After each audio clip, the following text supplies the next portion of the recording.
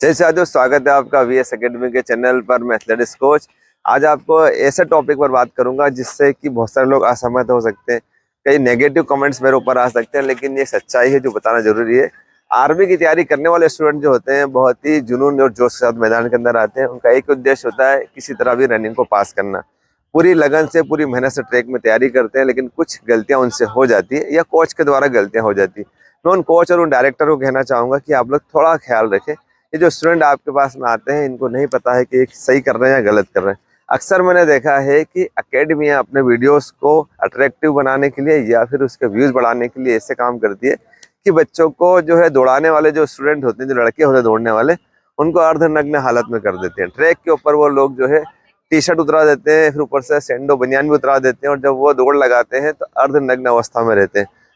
उसका side effect ये होता है दोस्तों कि आपकी एकेडमी पे या आपके मैदान पर लड़कियां भी होती है। हर एक ग्राउंड पे, किसी भी एकेडमी का स्वयं ग्राउंड, खुद का ग्राउंड है, तो भी उनके यहाँ पर लड़कियां होती है। और यदि आपका ग्राउंड आपका नहीं है, ऐसा कॉमन ग्राउंड है जहाँ पर बहुत सारी एकेडमी आती है, तो हर एकेडमी के पास लड़कियां भी होती है। और जब वो लड़कियां 10-20-50 बच्चों के बीच जो ऊपर के कपड़े नहीं पहने हैं, सैंडो पे भी नहीं पहने, अर्धनग्न हालत में जो दौड़ लगाते हैं मैदान पे, उनके पास से निकलते हैं या साथ में दौड़ लगाते हैं, तो बिल्कुल शोभा नहीं देता है।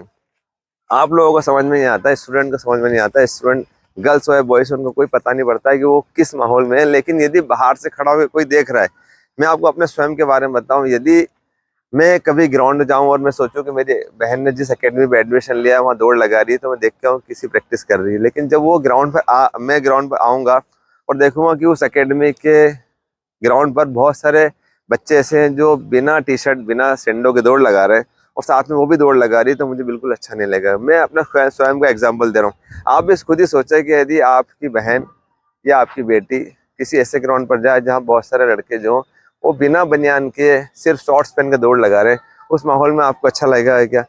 ट्रेनिंग करने वालों को कोई पता नहीं रहता, दौड़ने वाले बच्चों को इस विषय में वो नहीं समझ पाते हैं, ना ही वो लड़कियां समझ पाती, लेकिन दूर से देखने में, बाहर से देखने में बहुत ही भद्दा लगता है और ये इनडिसिप्लिन है। आप लोग दौड़ाइए, टी शर्ट और सैंडो पहनाकर दौड़ाइए। लेकिन इस तरह से मैंने देखा, मैंने ये वीडियो इसलिए बनाया कि मेरे एक दोस्त है, साथी ग्राउंड पर आए, वो इसी ग्राउंड पर मैं ट्रेनिंग कराता हूँ यहाँ पर। जब आए, उन्होंने बहुत सारे लड़कों को जो है बिना टी शर्ट के, बिना सैंडो के दौड़ते हुए देखा, तो मुझसे उन्होंने इशारा करके बोला कि ये क्या है, आपके इतने सारे लड़कियां भी दौड़ रही है। तो मैंने कहा कि हाँ, मुझे ही गलत लगता है, लेकिन मैं कैसे समझाऊं बच्चों को।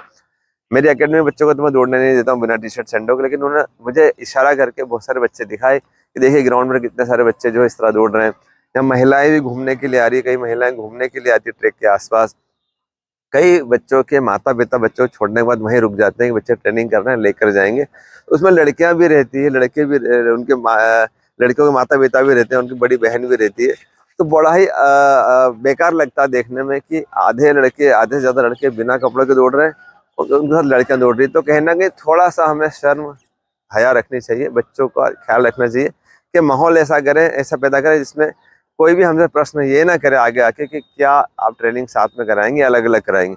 हम अकेडमी भी चलाते हैं, कई बार ऐसे पेरेंट्स भी हमारे पास में आते हैं तो हमसे पूछते हैं कि सर क्लास जो कॉमन लगेगी या लड़कियों की अलग लगेगी, लड़कों की अलग लगेगी।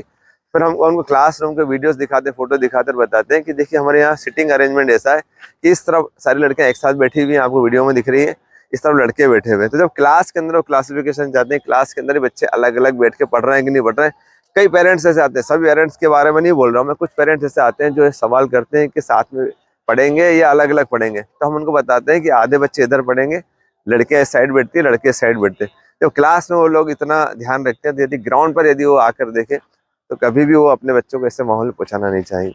अंत में यही कहना चाहूंगा कि यदि आपको मेरी बात बुरी लगी है तो आप लोग जो है इसके अंदर ज़्यादा गलत कमेंट ना करें। यदि आपको मेरी बात सही लग रही है तो कमेंट्स में जरूर बताएं क्या मैंने गलत कहा।